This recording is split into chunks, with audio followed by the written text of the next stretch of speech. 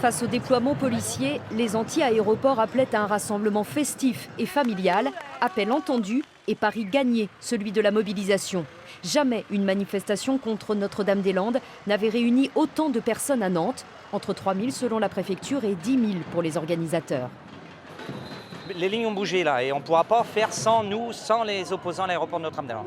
On a reçu en début de semaine notre avis d'expropriation.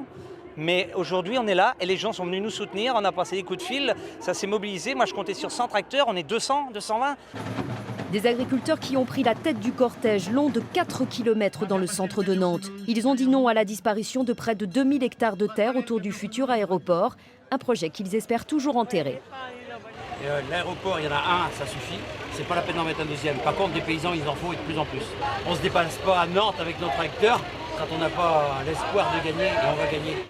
Et pour cela, les opposants veulent que le dossier devienne maintenant national, en profitant des prochaines échéances électorales. Nous sommes là aujourd'hui pour redire à la prochaine majorité que nous espérons de gauche. Malgré tout, nous jouons aussi l'union pour gagner les élections présidentielles, qu'elle devra revoir ce projet, que ce projet ne correspond pas aujourd'hui aux valeurs d'une gauche moderne. Mais François Hollande, qui s'était déclaré favorable à l'aéroport pendant les primaires, est discret depuis sur le sujet. Les opposants veulent malgré tout croire à un possible moratoire et certains sont venus de loin pour manifester contre l'aéroport.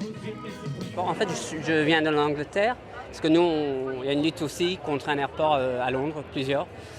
Et alors c'est pour faire la solidarité vraiment entre les luttes contre l'aéroport, partout dans le monde, qui veulent bétonner le monde.